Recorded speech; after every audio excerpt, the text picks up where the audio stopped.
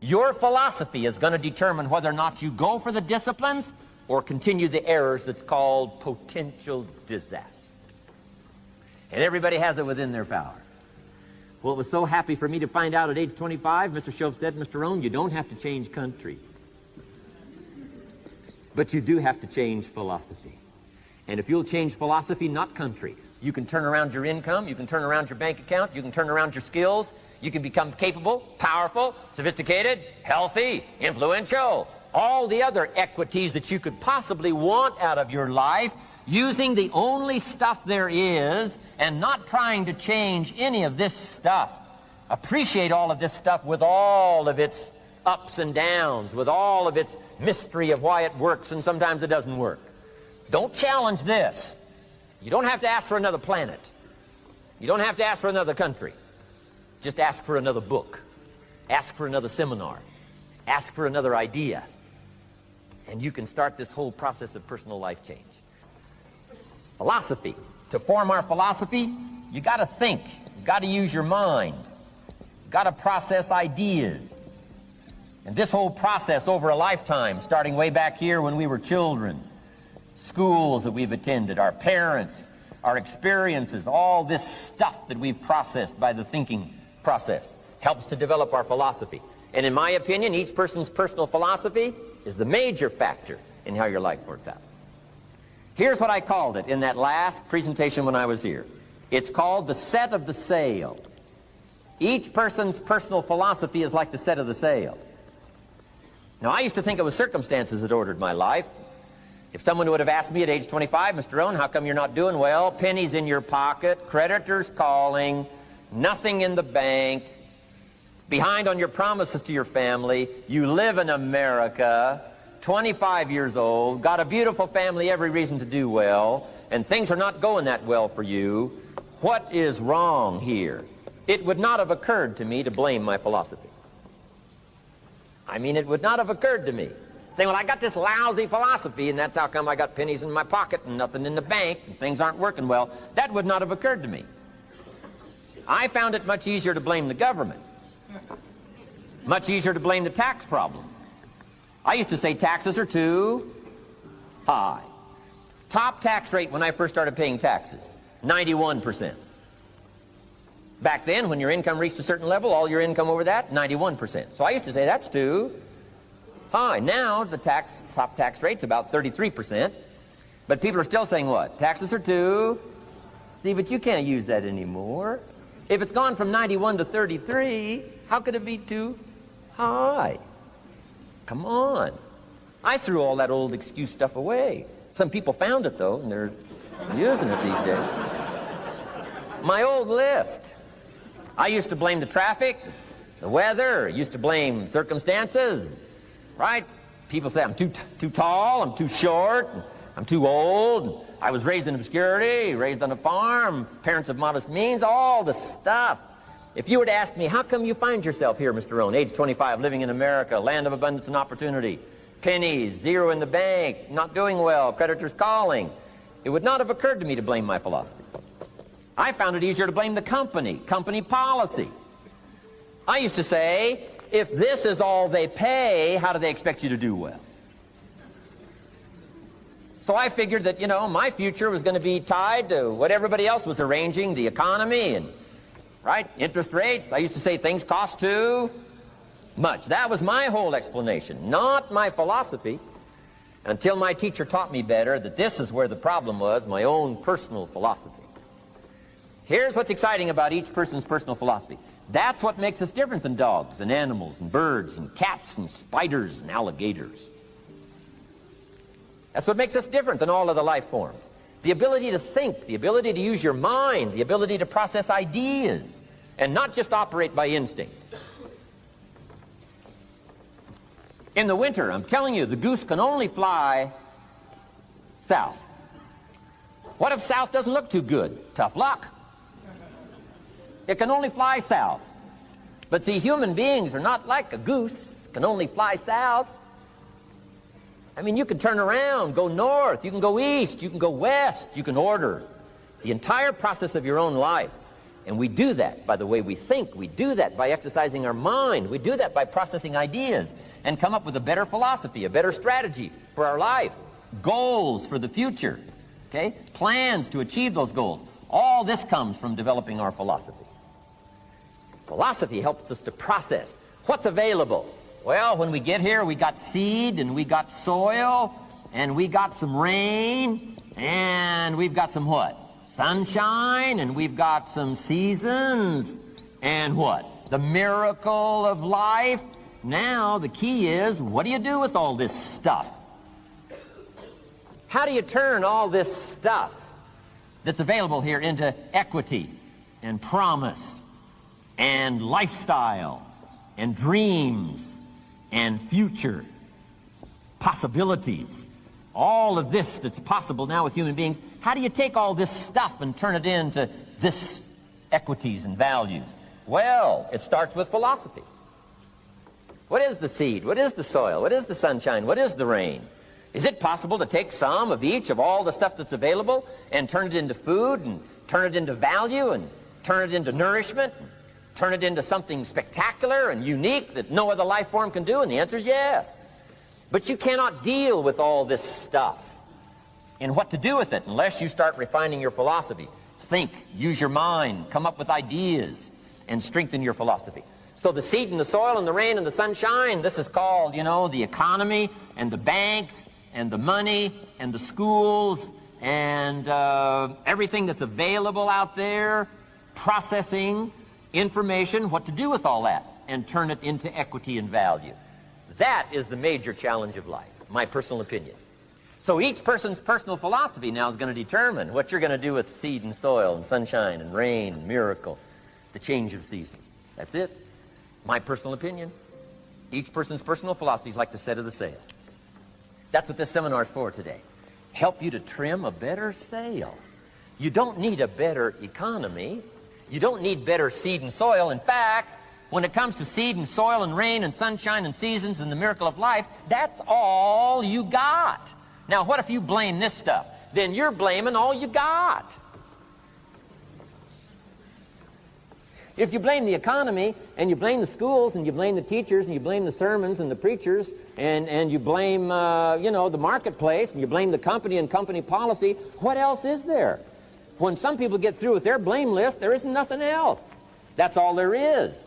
And if you blame the only thing you've got to work with, I'm telling you, it's called mistake colossal. In not understanding that that's all you've got to work with. And if this is all you've got to work with, then you don't change the seed, and you don't change the soil, and you don't change the rain, and you don't change the sunshine, you don't change the seasons. Right? Guy says, I'll take 3 springs, 4 summers, 9 falls, no winters. No, you can't fool with this stuff. You got to take it like it comes. Then what do you change to make your life work well? You got to start with your philosophy. Guess what I had to do at age 25 in order to change my own future? I had to change my mind. I had to change my thinking. I had to change my philosophy. I was messed up on what was causing my problem.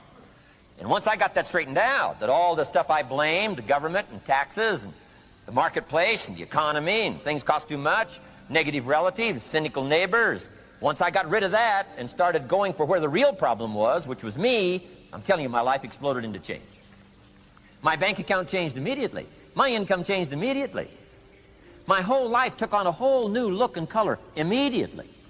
And the early results I got from making these philosophical changes tasted so good, I've never stopped the process from that day until this. And I'm telling you, with a little consideration of the refinement of your sail, by setting a better sail, refining your philosophy, your whole life can start to change from today on. You don't have to wait till tomorrow. You don't have to wait till next month. You don't have to wait till spring. You can start this whole process immediately. I recommend it. Now, some people do so little thinking, they don't even have their sail up. I mean, you can imagine where they're going to wind up at the end of this week, at the end of this month, at the end of this year. Now's the chance to change, process all this information. So number 1 is philosophy.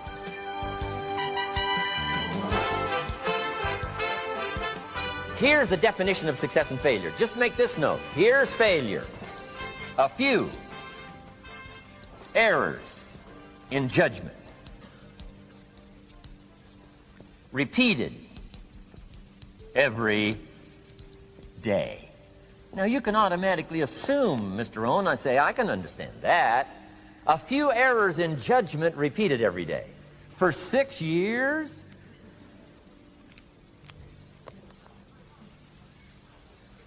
I'm with my father. I think I told this story the last time I was here. My father, 88 years old, he's never been ill, still hasn't retired. Not long ago, midnight, we're getting ready to go to bed. We've drilled a new well, got some extra water, got some more acres going. He's all excited. At midnight, we're getting ready to go to bed. My father's eating what he calls his midnight snack. A little bite to eat before you go to bed. Don't have to go to bed hungry. And I'm watching him eat this midnight snack. Guess what he had? An apple, a few graham crackers, and a glass of grapefruit juice. I said, no wonder my father's so healthy. My mom taught us all those good health practices. Taught me when I'm growing up, right? I'm an only child. I've never been ill. Passed the big 5-0 some time ago. My 2 daughters, 32, 33, never been ill. My grandkids, never been ill. I'm telling you, the legacy lingers on. As I watched my father have this midnight snack, suddenly occurred to me. I know that's part of it. An apple, what? A day. That's gotten to Dallas-Fort Worth, right? An apple. An apple a day keeps the doctor away. Good question for this intelligent audience. What if that's true? You say, well, Mr. Rohn, if that's true, that would be easy to do. Then what's the problem? It's easy not to do. It's easy not to adopt it as your own personal philosophy. Or the guy messed up the saying. Guy says a Hershey bar a day. Say, no. No. You've been watching too much television. It is not Hershey bar. You got to be smarter in philosophy than to fall for the Hershey bar a day when it's an apple a day. You got to be smarter than that.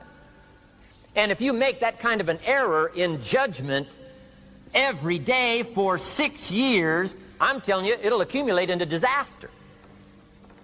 Sometimes the first year you say, well, you know, I'm so healthy now, what difference is it going to make? You got to be smarter than that. Just because disaster doesn't fall on us at the end of the first day doesn't mean disaster isn't coming. You got to be so smart that you look down the road and say, will the errors in my present judgment of philosophy, what's that going to cost me in 1 year, 6 years, 1 month, 6 months? I'm telling you, the money cost and the health cost and the success cost is too gigantic if you'll look down the road a little ways and say, are there errors in my current judgment like an apple versus a Hershey bar? Is that just a good illustration of some of the rest of my errors in judgment? If it is, that's where I found myself at age 25. I started working when I was 19. I met my teacher who helped turn my life around when I was 25. That's 6 years. At the end of the first 6 years of my economic life, I've got pennies in my pocket. I've got nothing in the bank. The creditors are calling saying, hey, you told us the check was in the mail.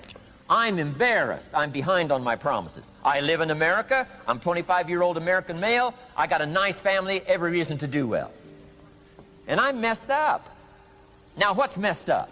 I used to think it was the community that was messed up, and the country was messed up, and the government was messed up. If those Democrats ever get in the White House, that'll really mess things up. If the Republicans stay in power, that'll really mess things up. The economy was messed up. Interest rates are messed up. I thought all this stuff was messed up. Then I found out that's not what was messed up. I was criticizing the only thing I had to work with. What was really messed up was my own personal philosophy. My own errors in judgment in my own personal philosophy brought me in 6 years to pennies in my pocket, nothing in the bank, and trying to explain why I wasn't doing well, living in America, 25-year-old American male, got a family, every reason to do well. Now, once I understood this, here's the formula for failure: errors in judgment, being lax about developing your own personal philosophy. I'm telling you, it's called accumulated disaster. It doesn't matter whether it's your health or your bank account. Guy's got an empty bank account, probably has high cholesterol. Why? Over the last 6 years, he never paid attention to either one. And it doesn't matter whether it's a dollar, or whether it's your money, or whether it's your cholesterol count. All you got to do is commit the errors, And just because disaster doesn't fall on you at the end of the first day that you don't eat an apple. You say, well, I didn't eat an apple today and tonight I'm not ill. Well, you got to be brighter than that.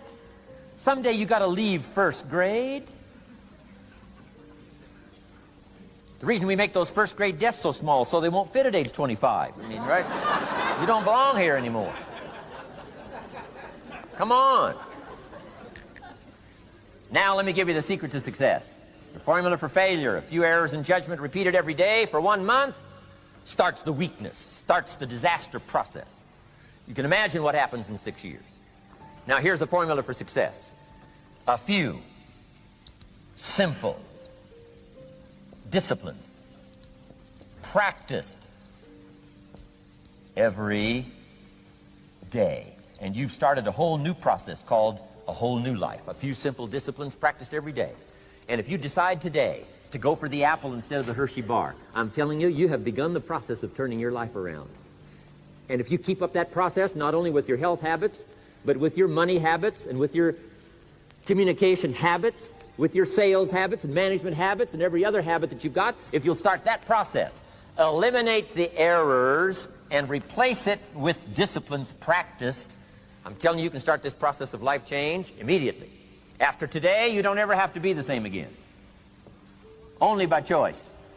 You don't have to walk out of here the same as you walked in today. Only by choice. You can start a whole new process. And you say, well, Mr. Rohn, is it that simple? Yes, it's that simple. Where else would you start but with an apple? You don't have to start with something staggering. What if you should be walking around the block for your good health and you don't? What'll that do in 6 years? I'm telling you, the word is disaster. You could and you should and you don't. Here's an even stronger word. You won't. I mean, don't might mean you're careless. Won't probably means you're stubborn. And either one's called disaster. Could, should, don't. I'm telling you, that's why at the end of 6 years, I found myself with pennies in my pocket, nothing in the bank, creditors calling. Could, should, won't. Could, should, don't is called disaster. Now, how do you change all that? The next 6 years, I got rich. The next 6 years, I became a millionaire. By the time I'm 31, I'm a millionaire. How about that? You say, well, Mr. Rohn, what happened? Well, strangely enough, during that second 6 years of my economic life, the government was about the same.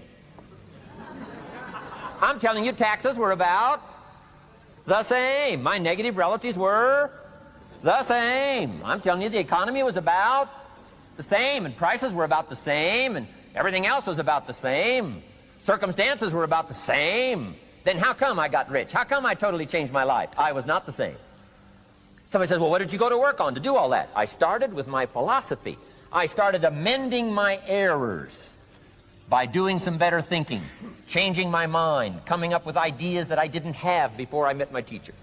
And once that whole process started for me, I'm telling you, I changed my whole life. Within a 6-year period, I was never the same. And I've kept up that process all these years. One of the reasons why I'm here is to continue my craft. I don't want the day to come someday somebody says, you should have heard Jim Rohn 10 years ago when he was really terrific. Guess what I want people to say? I heard him 10 years ago, but you should hear him now.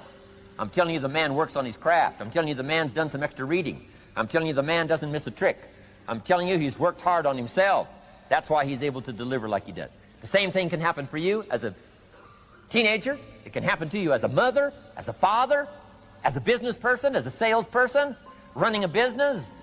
Doesn't matter. Management, wherever you find yourself. This is the process called personal change. And what I say to start with is, start with your own philosophy. Everybody has a need for achievement, to do well, to get somewhere in life, to be better, to achieve. Achievement means moving forward. And in order to move forward, you must be motivated, inspired, ambitious. You must have dreams and goals that create ambition, good ambition, positive ambition. Now, ambition does not mean being greedy. It does not mean being selfish. It does not mean getting ahead at the expense of others. Ambition is not greed, Ambition is not avarice, an all-consuming desire for wealth. Ambition is not hoping you can win at the expense of others. Do you suppose Judas was ambitious? He ended up with 30 pieces of silver, a fortune in those days. Was Judas successful because he had all that money? No, Judas sold out. Was Judas happy when it was all over with? No. The money didn't make him happy. What he did to get the money certainly didn't make him happy. What Judas became in the pursuit of his fortune caused him to end his own life. What drove him was not ambition. Ambition is not greed. Ambition is an eager desire to achieve, an eager desire to get ahead in life, to do more for your family, to prosper in health, wealth, and relationships. Now, desire does not always translate into ambition. Desire is what you want for yourself. A bigger house, a better car, a fatter bank account, a better life. I desire to have these things. Ambition is how you get there. Desire is sometimes healthy. Desire is sometimes unhealthy. Desire might say, I want the tallest building in town. The destructive side of desire might urge you to tear all of the other buildings down. I guess that's one way to do it. You might get away with tearing down the first one and maybe the second one.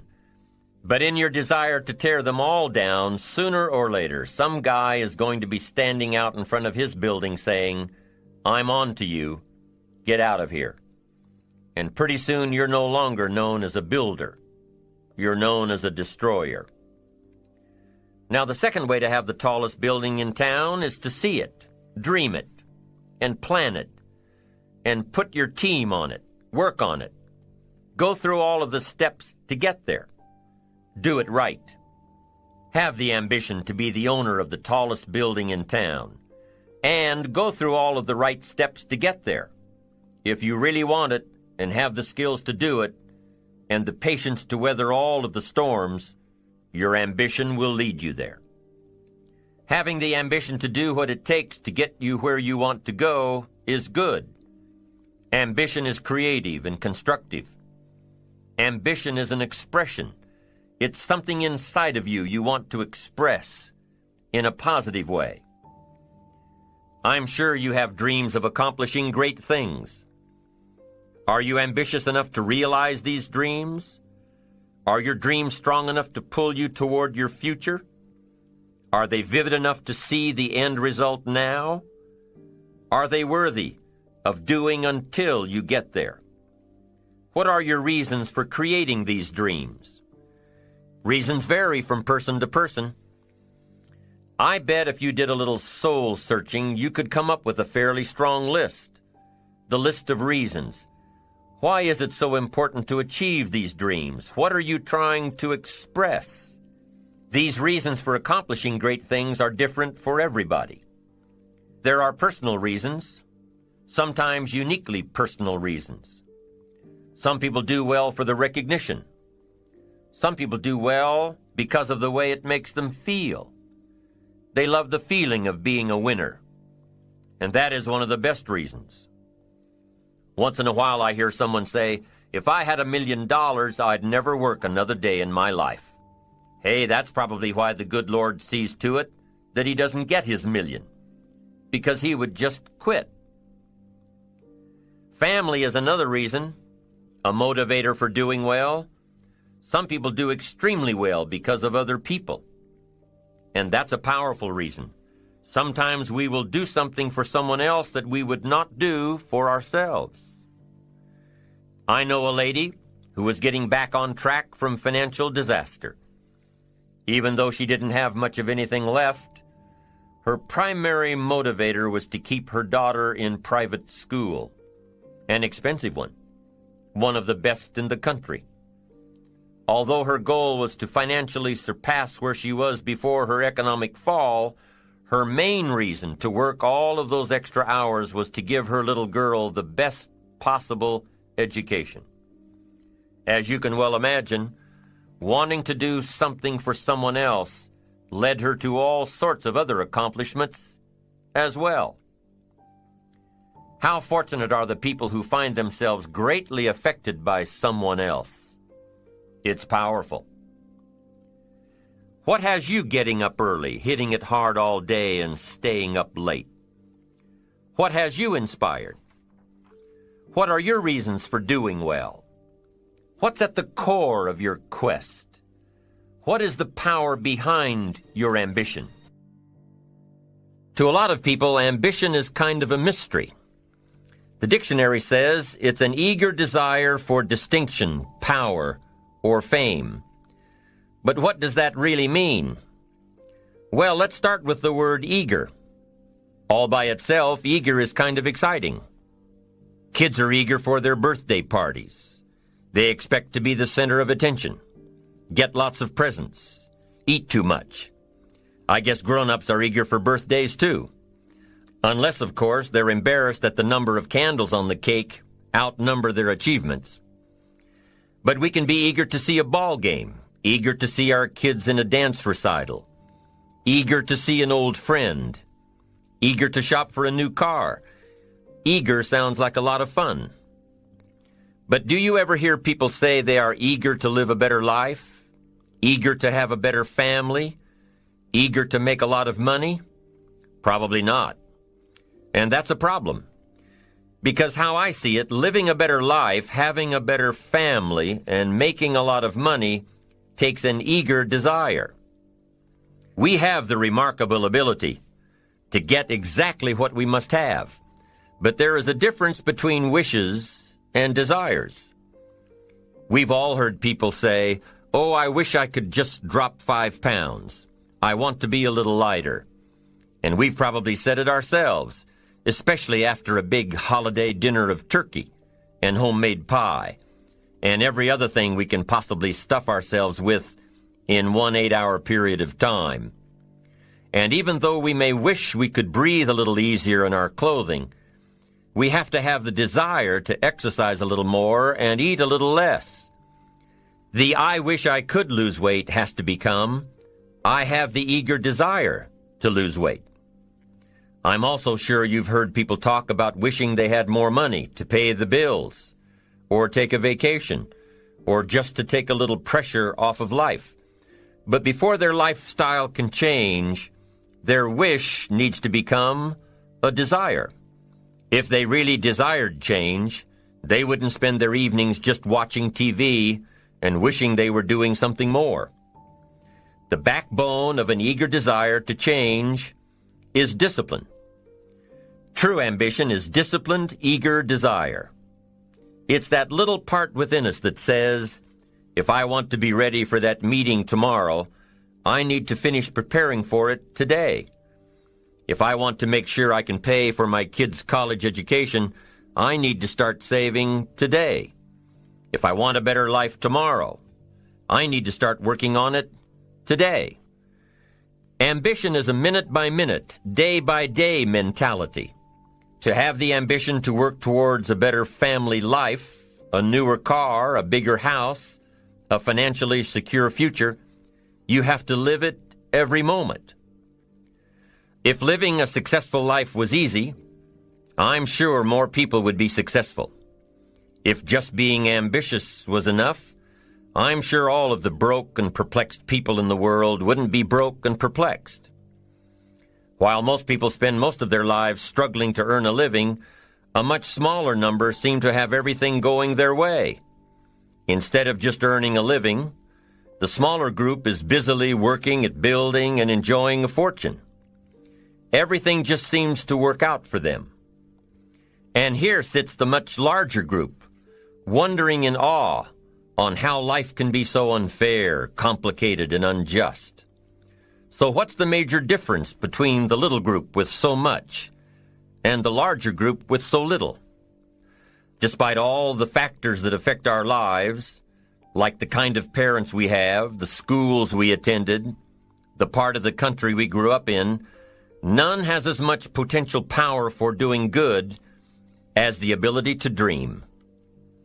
Dreams are a projection of the kind of life we want to lead. Dreams can drive you. Dreams can make you skip over obstacles. When we allow our dreams to pull us, they unleash a creative force that can overpower everything in our way. To unleash this power, though, your dreams must be well defined. A fuzzy future has little pull power. Well-defined dreams are not fuzzy. Wishes are fuzzy. To really achieve your dreams, to really have your future plans pull you, your dreams must be vivid.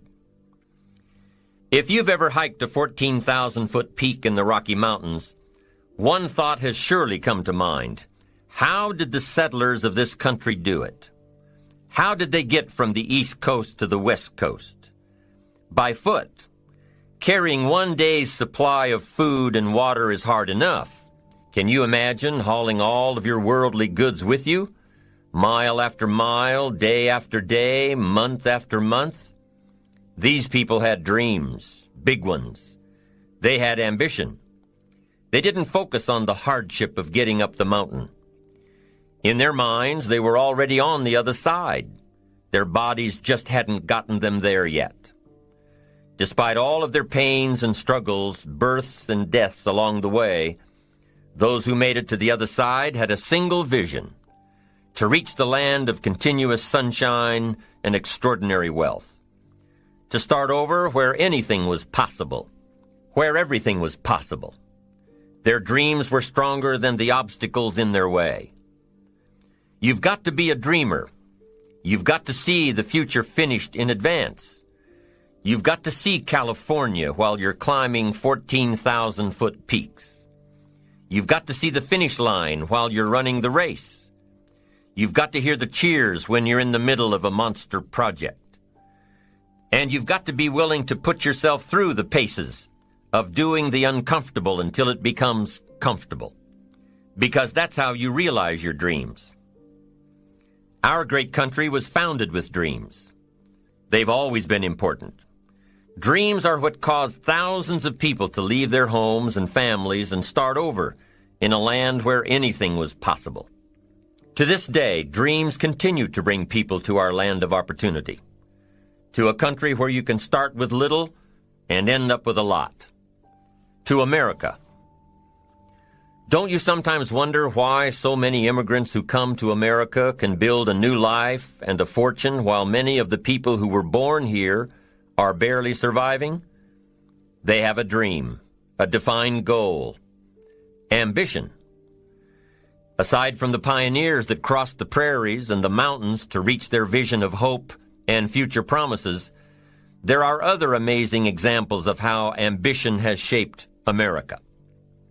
Take Ben Franklin, for instance. When most people think of Ben Franklin, they remember the kite and the lightning bolt and the discovery of electricity. What a lot of people may not know is that Ben Franklin was one of the first writers to address self-making. When Franklin started Poor Richard's Almanac in 1732, he used the blank spaces between the crop data and the weather information to insert clever bits of moral and practical advice. I'm sure you've heard the saying, fish and company start to stink in 3 days.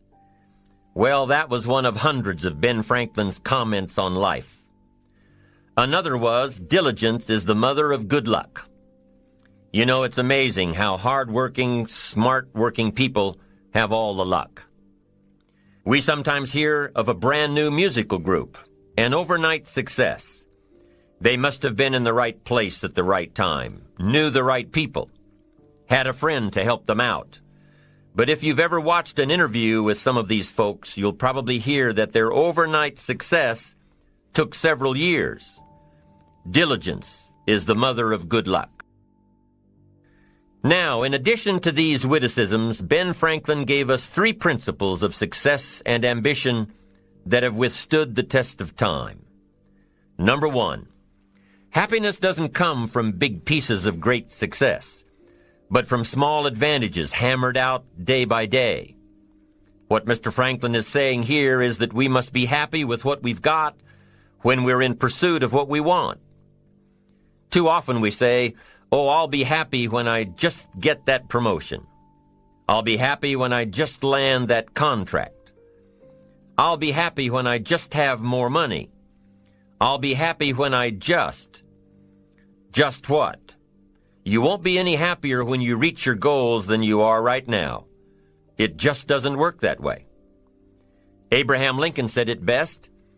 He said, you'll be as happy as you make up your mind to be. Right now, whether you're on your way, whether you've already gotten there, you'll be as happy as you make up your mind to be now. Right now. Being happy on the way doesn't mean you can't aim for great things. After all, look at everything Franklin accomplished in his lifetime. It means that big achievements come one small advantage at a time. It means that you've got to enjoy the journey. It means that you must enjoy and take pride in your little accomplishments. It means enjoying who you are becoming in pursuit of your eager desire, every day, every single day. Ben Franklin's second principle said that life is plastic. Within each of us is the power to mold ourselves and mold our environment. It is up to each of us to begin this molding process with a final product in mind. And it is within our power to work it and form it every minute, every day, every month, every year. By using your mind and your abilities and your attitude to work a little each day on molding your life, you'll soon see how magnificent your power is to gain those small advantages each day. The little steps it takes to build up to success. Principle number 3. Success is a pleasure. Success is a pleasure.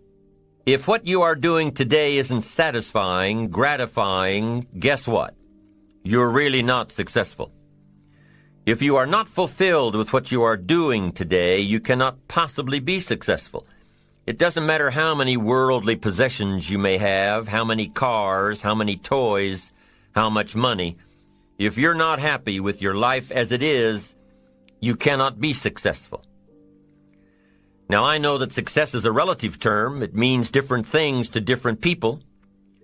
To a school kid, success may mean a star on top of his latest test. To a homemaker, it probably means that she has a well-run household and a wonderful family.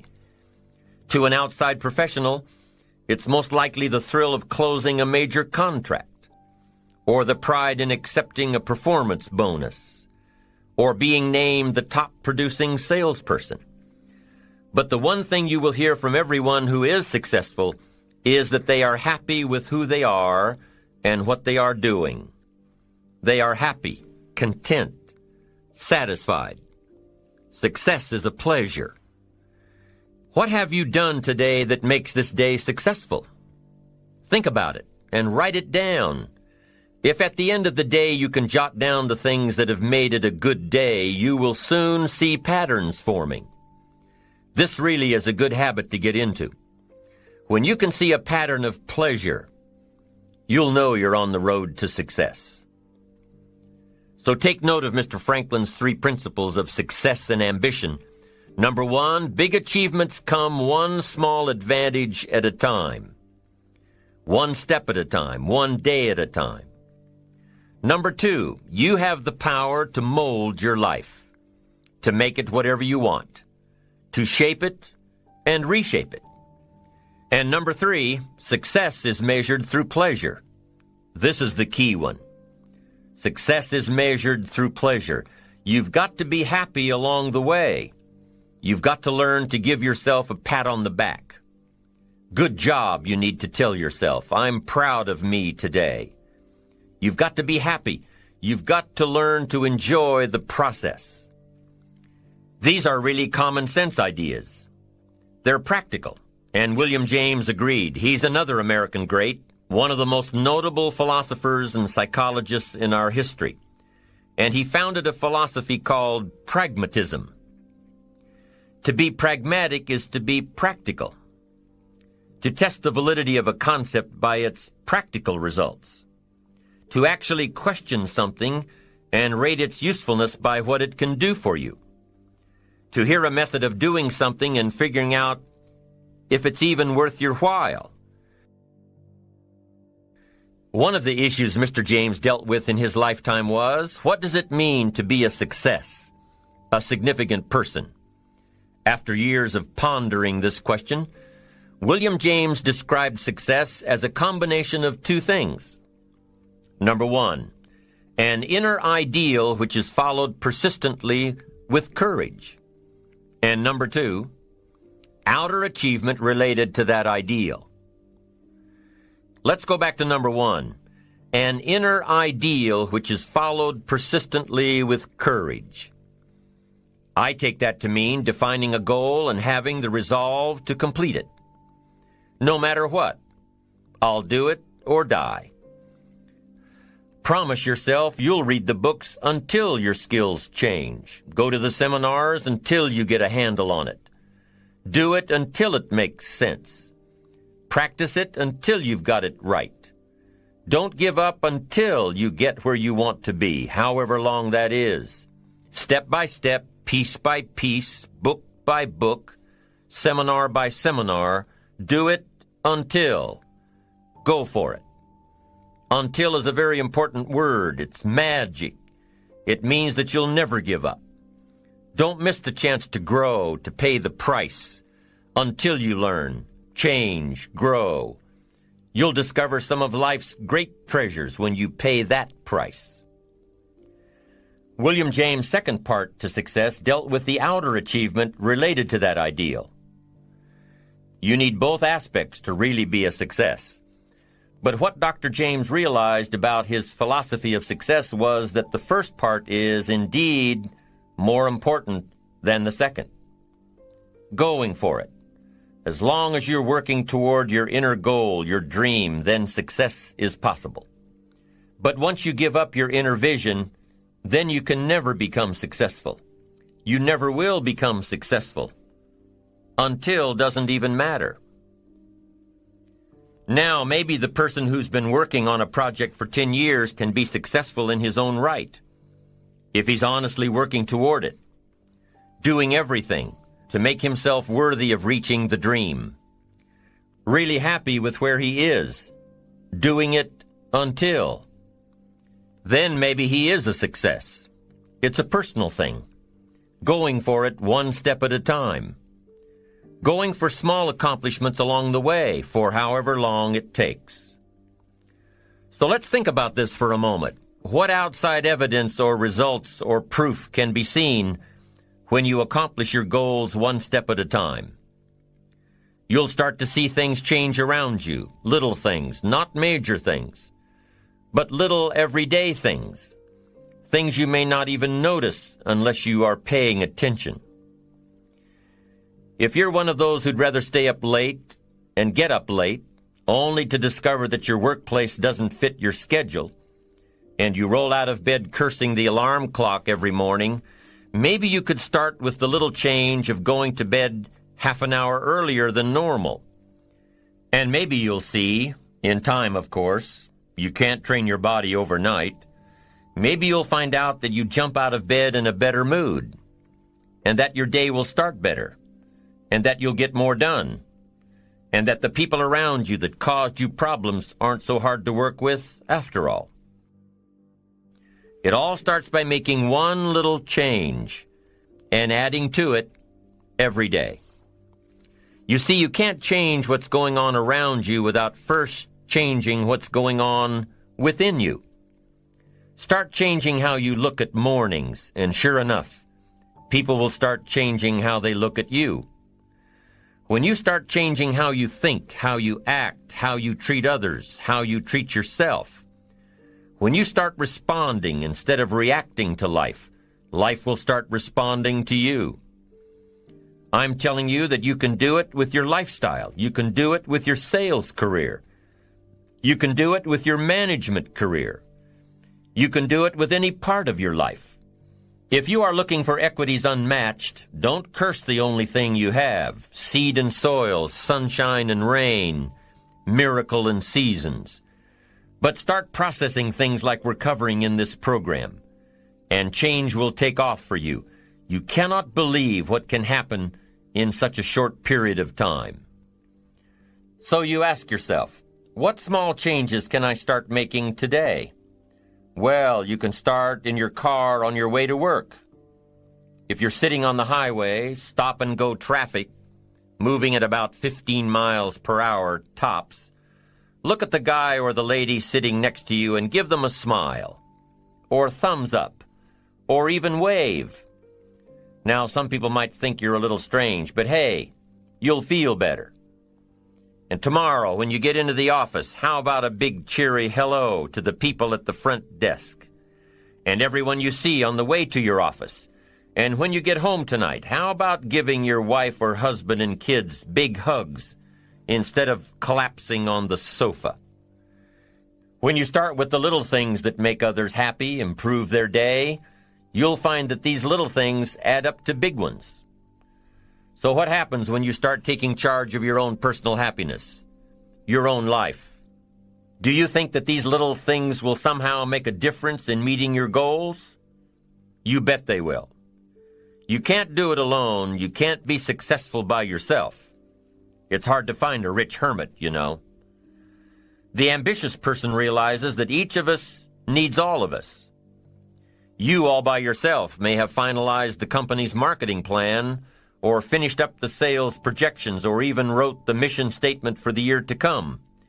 Even if you did this all by yourself, you really had the help of all of those around you who tolerated and supported your need to be undisturbed, or provided service to you during the project. Maybe you should thank those people every once in a while with a dinner certificate, or a bouquet of flowers, or 18 holes of golf. Even a thank you note. Thank you notes are so important. After all, without your support team, you probably wouldn't be where you are today. You can't be successful by yourself. So thank them. Thank those around you. And let them know just how important they are to you. Be it your office personnel or your family or your friends, a thank you sure goes a long way. You don't have to worry about what other people will say. You just have to keep your mind on your course. Those winds may blow fast and furious, but if you know your path, if you know where you are going, they will help push you toward the dreams and goals and treasures that you have already decided you're going after. Your goals will push you forward, ahead of the stormy weather. There are some amazing people around that we can learn from today, people who have already braved the storms and come out on top, people who are still alive today, people who started with nothing and ended up with something great, famous people, not so famous people, maybe even people you know, but don't know their stories, people who had an early vision and ambition, people who turned their focused dreams into the reality of success. One of my friends tells this story about her dad. She thinks he's cheap. She gives him a hard time every time they go to one of those all-you-can-eat places, because he eats all he can eat, until he can't move, until he needs to take something for indigestion. But she knows where he came from, his history, and understands just why he is the way he is. He eats all he can eat because he was raised in an orphanage, a place where you had to grab all you could or you'd be hungry. But the real story behind her father is that he made himself a millionaire with nothing more than a dream. He watched his own father drown when he was 4, was taken away from his mother a few years later and put into an orphanage because he was so bad. Raised by other people, strangers. After growing up in foster homes, he decided to go out on his own. He barely finished high school, but he found a job as a vacuum cleaner salesman. He did well, really well.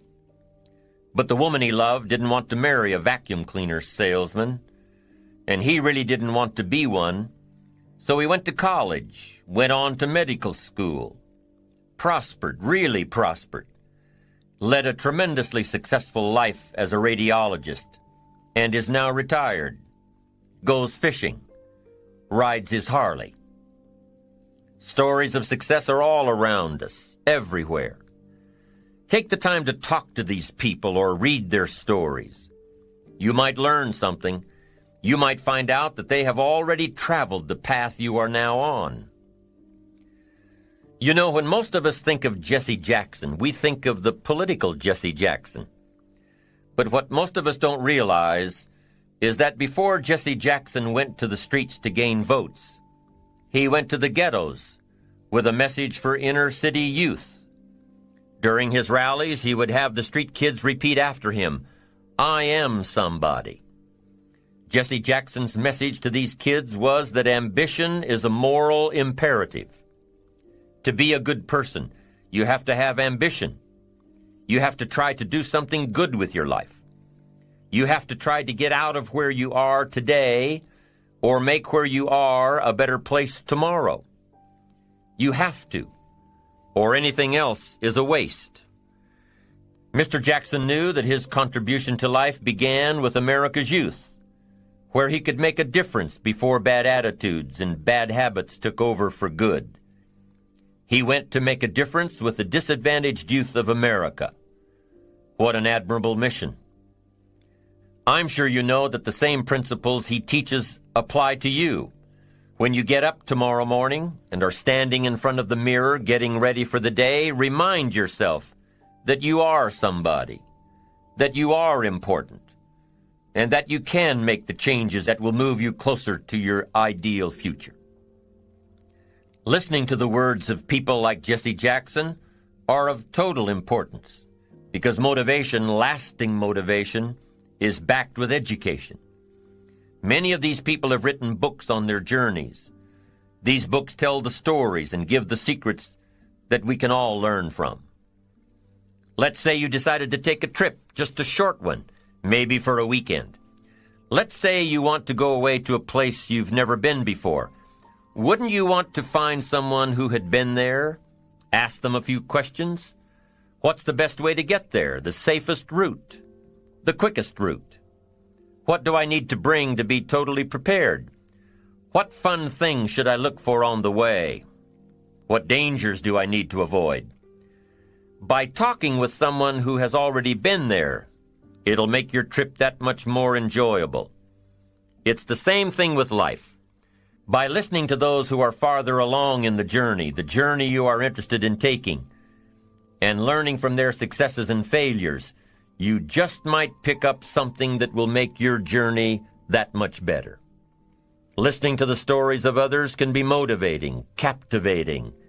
They can provide that extra push you've been looking for. They can demonstrate what the power of ambition is truly all about. They've been there. Their knowledge is valuable. And when you use that knowledge and motivation to take action, you'll gain momentum. Eventually, you will find that the key to motivation, true motivation, is right there inside you. You won't have to look elsewhere to get pumped up, turned on, charged up. With the right knowledge behind you, you will learn how to motivate yourself. With the right knowledge, you will find yourself becoming inspired on your own. You could do the most incredible things if you have enough reasons. See, reasons will change your whole life. Mr. Shove said to me, he said, "Mr. Rohn, I think you've got plenty of intelligence, you've got plenty of talent, you've got plenty of ability. Probably what you lack is plenty of reasons." He said, "I don't think your current bank balance is a true indication of your level of intelligence." I was happy to hear that. He said, "I think you're much smarter than your present bank balance indicates." And that turned out to be true. I was much smarter. But of course my first question was, well then why isn't it bigger? And he said, "You don't have enough reasons. You've got enough intelligence, but not enough reasons." So see, reasons can change your life. Here's what else I found out. Reasons come first, answers come second. You don't get the answers to do well till you get the reasons. Life has a mysterious way of hanging on to all the answers. and only gives them up to the people that are inspired by reasons. So reasons make the difference in how your life works out. Now, what are some of the reasons for doing well? Let's go through a quick list called Reasons for Doing Well. First is personal reasons.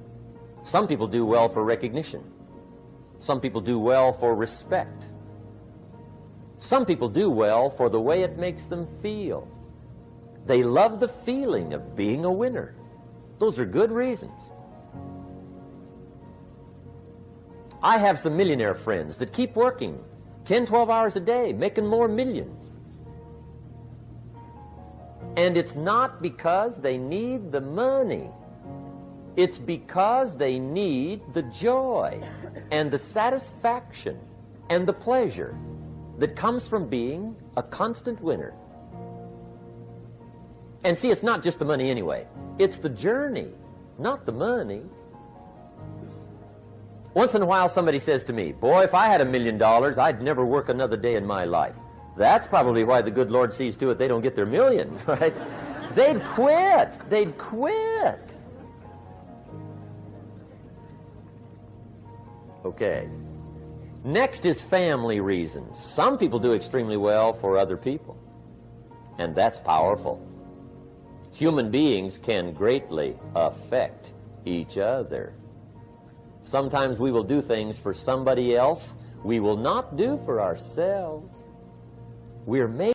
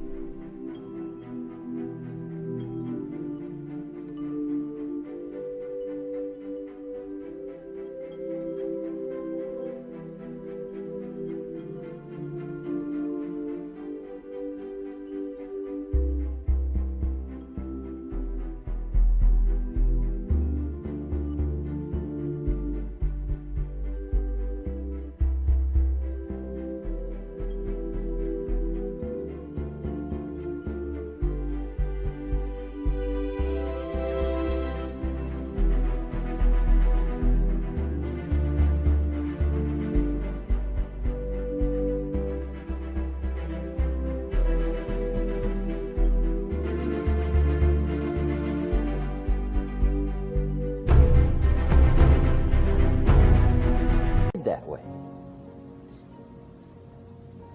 I met a man one time who said, Mr. Rohn, to do all the things I want to do with my family around the world, he said, I got to have at least $250,000 a year. I thought, incredible. Could a guy's family affect him that much? And the answer is, of course. How fortunate are the people that find themselves greatly affected by somebody for personal achievement. And we are affected. The writer of a recent song said, if not for you, the winter would hold no spring, couldn't hear a robin sing. I just wouldn't have a clue if not for you. So we can be affected. That might be one of the most stimulating reasons to do well, finding somebody. When Andrew Carnegie died, the wee little Scotsman that built the big steel industry, when he died, they opened up his desk, and in one of the desk drawers, they found a slip of paper. On that piece of paper, Mr. Carnegie had written his goal for his life, and he wrote it when he was in his 20s. And on that piece of paper, it said, I'm going to spend the first half of my life accumulating money. I'm going to spend the last half of my life giving it all away.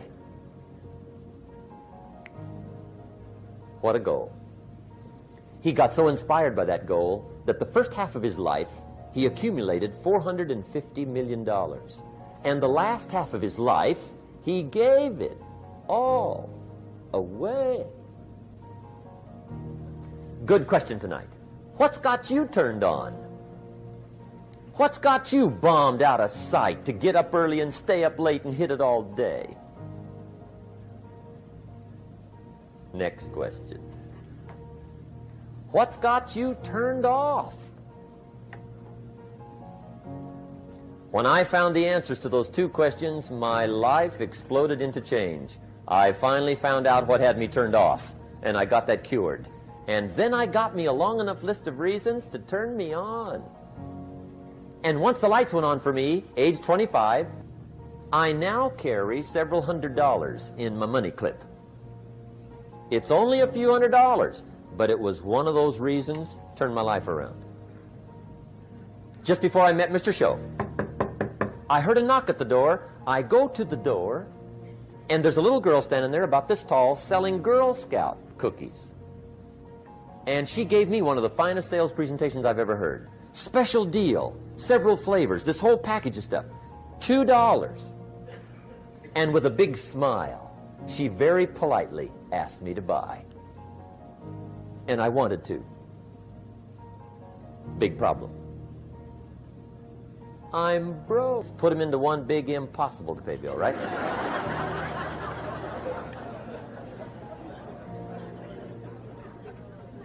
I would get 4 or 5 payments behind. This one guy used to call me day and night. I don't think they're allowed to do that anymore. Harassed me. Threatened to run me in front of the judge. Threatened to ruin my credit. Threatened to embarrass my family. One day he said, "We're going to come get your car, drag it rear end up down the street in front of your neighbors." The guy even called me a flake. And back in those days, I'm broke, I'm pitiful, there's nothing I can do about it. But I never forgot how the guy treated me. And when I met Mr. Shoaf and I got my life straightened out and the money started to flow, that was one of my first projects, budget finance. I poured it on day and night. I finally put all the money together I owed him, which was considerable. I picked a day for the payoff. And when the payoff day came, I put the money in small bills in a big briefcase. And I walked into the budget finance office on Wilshire Boulevard in Los Angeles.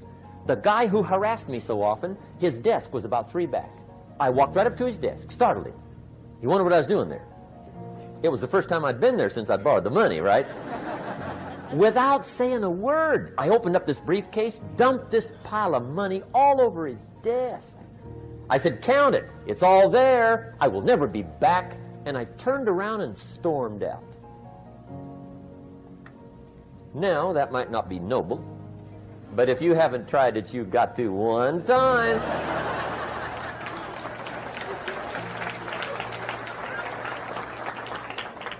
It can be the day that turns your life around. All you need is a reason that turns you on.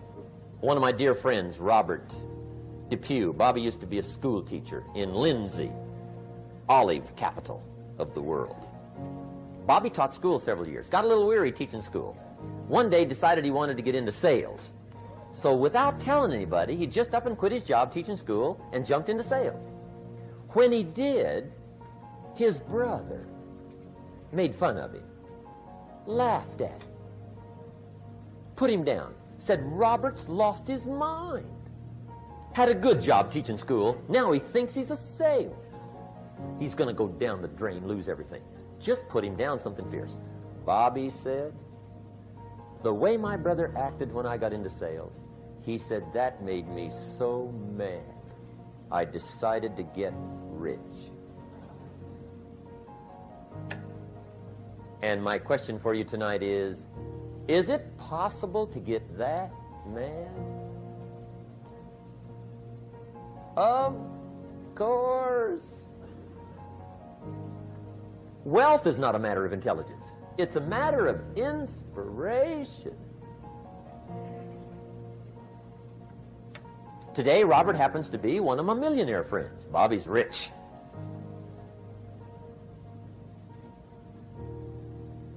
Frank Sinatra said one time, "The best revenge is massive success."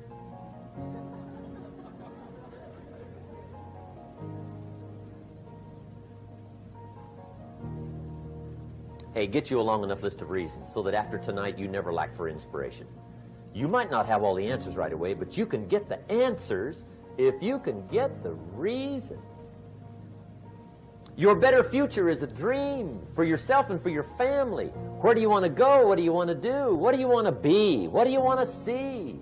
You've got to dream dreams. There's a Bible phrase that says, without dreams and visions, people perish. You've got to have something to go for that inspires the heart and the soul. Dreams. From the children of Sanchez, it says, take the crumbs from starving soldiers, they won't die. Take the bread from hungry children, they won't cry. But without dreams, we all will die. You've got to dream. Don't lose your dreams. For yourself, for your future, for your family. The dreams of love and enterprise and travel and doing things. Becoming something unique on your journey here. Don't lose your dreams. Do some dreaming. Here's the big challenge of life. You can have more than you've got because you can become more than you are. That's the challenge. And of course the other side of the coin reads, unless you change how you are, you'll always have what you got. I have found in my experience that income does not far exceed personal development. Now sometimes income takes a lucky jump. But sure enough, unless you grow out where it is, it'll usually come back where you are. Life has strange ways. If somebody hands you $1 million, best you become a millionaire quickly, so you get to keep the money. Otherwise, sure enough, it'll disappear. Somebody once said, if you took all the money in the world, divided it up equally among everybody, it would soon all be back in the same pockets. Incredible. Success is something you attract, not something you pursue. Success is looking for a good place to stay. So instead of going after it, you work on yourself. Personal development. See, the major question to ask on the job is not what are you getting. The major question to ask on the job is what are you becoming? See, the big question is not what am I getting paid here. The big question is what am I becoming here?